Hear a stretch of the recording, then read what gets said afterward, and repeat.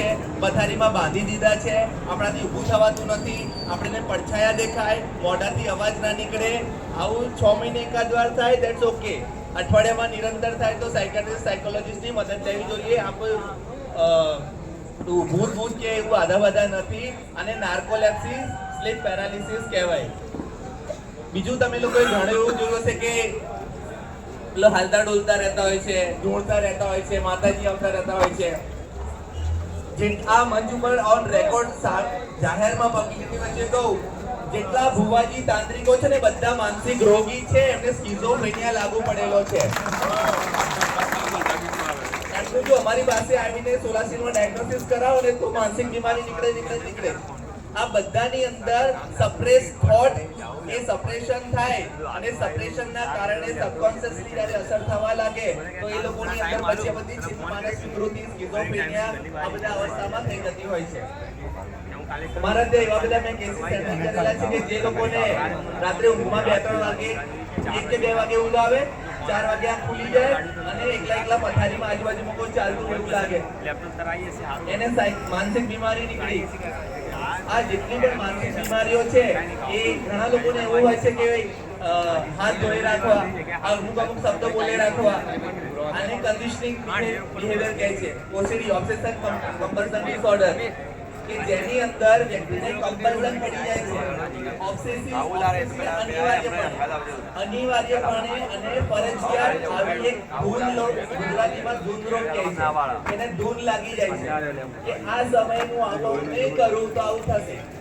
For example કે તમે રસ્તેથી જઈ રહ્યા છો, મંદિર આવ્યું, 4 વાર આમાં 5 વાર નહીં કરું તો મને કંઈક નુકસાન થશે, અને બનવા કાળ કંઈક નથી જોયું, મેં ના કર્યું ને એટલે જ આવું. આને ઓસીડી કહેવાય, ઓબ્સેશન કમ્પલ્સન ડિસઓર્ડર કહેવાય, એક માનસિક બીમારી છે, ધૂન રોગ કહેવાય. આ બધી મનોવૈજ્ઞાનિકની માનસિક બીમારીઓ છે અને આ માનસિક બીમારીઓને આપણે લોકો નથી સમજતા, એટલા માટે આપણે લોકો આ બધી અંધશ્રદ્ધાઓમાં ડૂબી જતા હોય છે. હું તમારો વધારે સમય નહીં લઉં.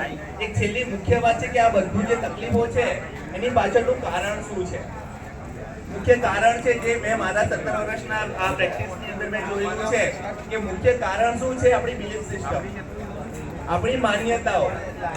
આપણે જે વસ્તુ માનીએ છીએ એ માનેલી વસ્તુ આપણે લોકો માની બેસીએ છીએ એટલા માટે છે. ઘણા લોકો ઠોસ ફ્લેટ ઠોકીને કહેતા છે કે ભૂત છે, કારણ માની લીધું કે છે તો છે. આજ ફૂટબોલમાં સાહેબ કહે છે કે નથી તો આપણે માનીએ છીએ કે નથી. આ બધી વસ્તુ માત્ર માનવા ઉપર છે. એક નાની 1 મિનિટની વાર્તા સંભળાવીને મારી વાત પૂરી કરું.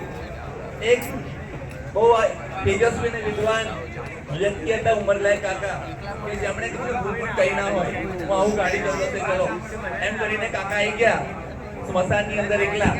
પછી પબ્લિક કે અમે તો ઘરે જઈએ તો કાકા તમે એકલા સવારે આવો તો અમે માનીએ કે તમે બહાદુર. કાકા કે સારું. તો કાકા તો આવું પેલું સ્મશાનનું સળગવાનું બધું બેસા એમની બધું પ્રેક્ટિસ કરી, કામકાજ કરતા રહ્યા. 4 વાગી ગયા, પગલું અજવાળું થઈ ગયું, આપણે બહાદુર કઈ થતું નથી. થોડું આમ વળ્યા ને જોયું કે બાવળિયામાં ફસાયું, અને કાકા કે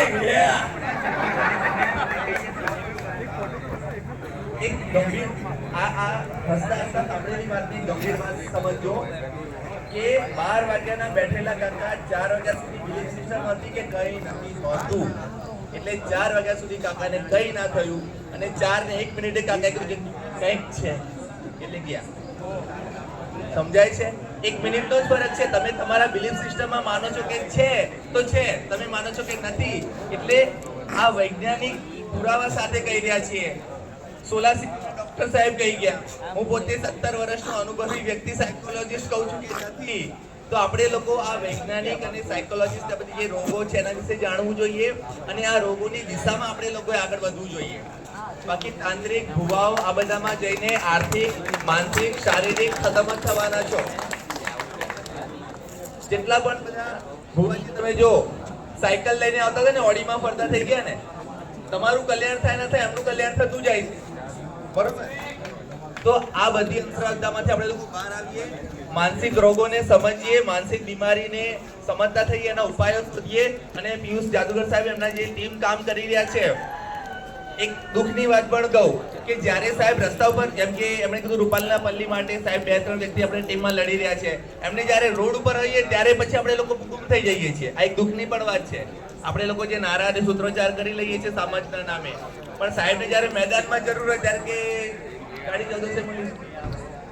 તો અહીંયા તમને એક બીજી વાત પણ ફરજ માટે કહેવા માંગુ છું કે પિયુષ જાદુગર સાહેબ કે એમના જેટલા બીજા કાર્યક્રમ હોય, એમને જ્યારે મેદાનમાં જરૂર હોય ત્યારે પણ આપણે આવો સાથ સહયોગ આપીશું એવી આશા અને વિશ્વાસ સાથે સાહેબને ફરીથી ખૂબ ખૂબ આભાર.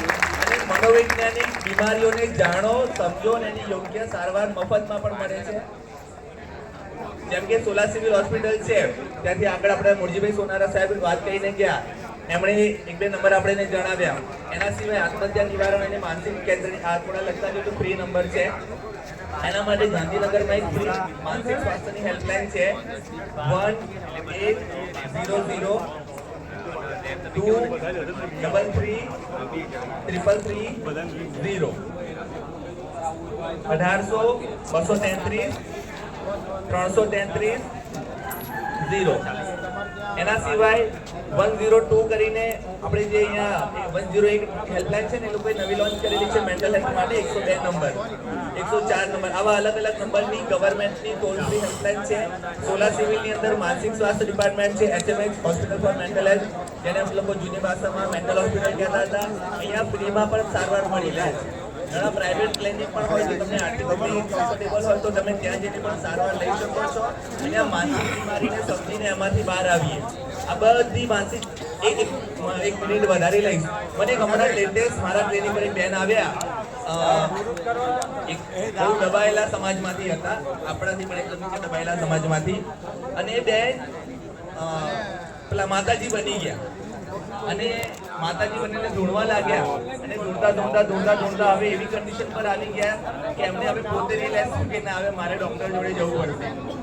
અને એમનું જ્યારે અમે લોકો અસેસમેન્ટ ને ડાયગ્નોસિસ કર્યું તો ખબર પડી કે એ બેનનું જે પરિવાર હતું, જ્યારે એ કુંવારા હતા ત્યારે પરિવારની અંદર પપ્પા અને ભાઈ બંનેનાથી સપ્રેસ થયેલા થોટ, મતલબ દબાયેલા, એકદમ કોઈ ફ્રીડમ નહીં, કોઈ પોતાની ઈચ્છા પૂરી થાય ને એવા એકદમ દબાયેલી કન્ડિશનમાં એમનો ઉછેર થયો હતો.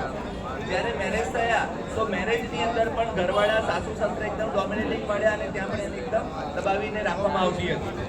અને આ વ્યક્તિની અંદર સપ્રેસ થોટના કારણે પછી સ્કિઝોફ્રેનિયા સુધી લાગુ પડ્યું અને ધીમે ધીમે એને જોડવાનું શરૂ કર્યું.